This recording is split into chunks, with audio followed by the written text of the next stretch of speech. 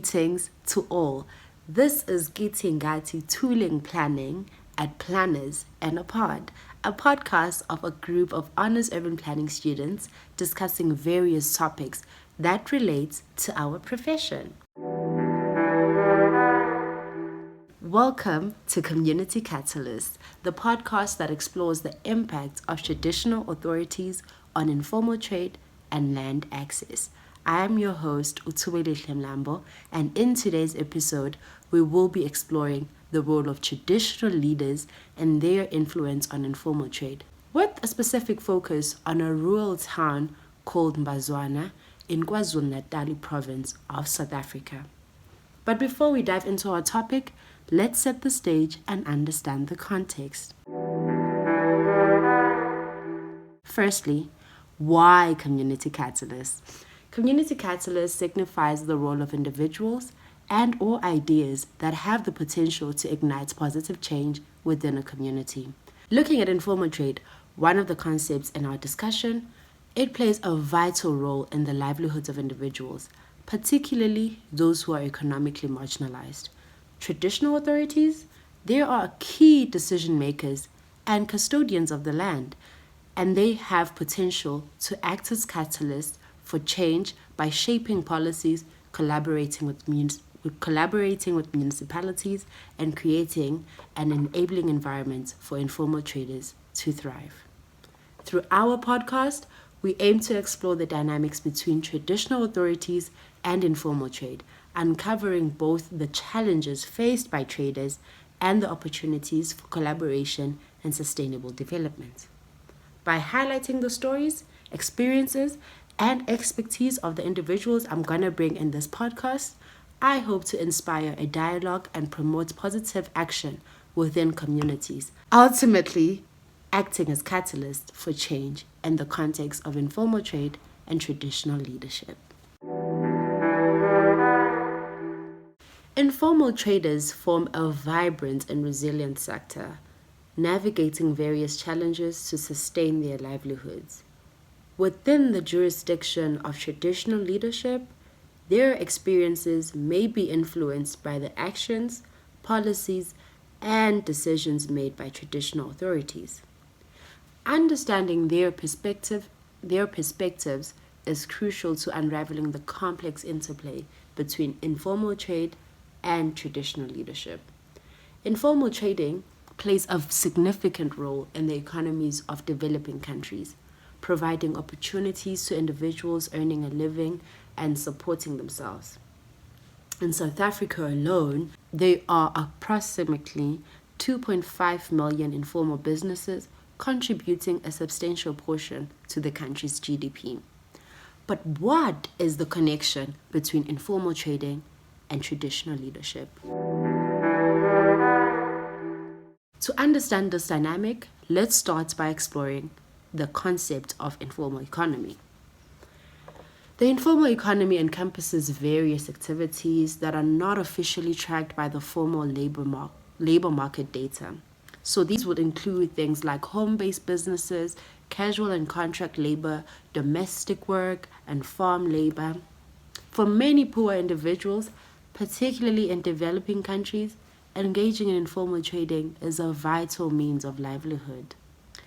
In Mbazwana, a town situated in Thubelihle local municipality of KwaZulu-Natal province in South Africa, informal trading is a major economic alternative for many individuals. It is also aided by the town's tourism industry, which serves as a gateway to Isiqalo Wetland Park and Sodwana Bay National Park. Traditional leadership in South Africa, it has a rich history, and it remains an integral part of local governance, particularly in rural areas such as Mbazwana. Traditional leaders derive their legitimacy from inherited culture, historical practices, the institutions that uphold these values. They serve as guardians of tradition and culture. Sikhuluma ngeenkosi induna. They preserve the social fabric of their communities. However, the precise role and function of traditional leaders in relation to informal trading and land access have been subject to debate and uncertainty. The Constitution of South Africa, for example, recognizes the status and role of traditional leadership, but a clear delineation of their functions is lacking, leading to potential instances of power abuse and a lack of accountability. So in this podcast series, we will dive into the impacts of traditional leadership on informal trade and land access in Botswana. We'll explore the intricate relationship between traditional authorities, informal traders, and the rural environments. Through interviews and discussions, I aim to shed light on the challenges faced by informal traders and the potential solutions that can emerge from a better understanding of this dynamic. But before we continue, it is essential to acknowledge that my personal background and perspective may introduce bias into the discussion. As someone who grew up in Botswana and pursued studies in urban and regional planning, my initial perceptions of informal traders and their impact on the town were shaped by limited understanding. However, as I embarked on my academic journey and gained a deeper understanding into the field of urban planning, my perspective has shifted. This research is significant to me because it allows me to challenge my own preconceived notions and explore the complexities of the relationship between traditional leaders, informal trading, and urban planning. It is an opportunity to uncover the lived experiences of informal traders and how their livelihoods are influenced by the actions of traditional authorities. To provide a well-rounded perspective and deeper insights into this topic, I will be interviewing a professional planner in one of the next episodes.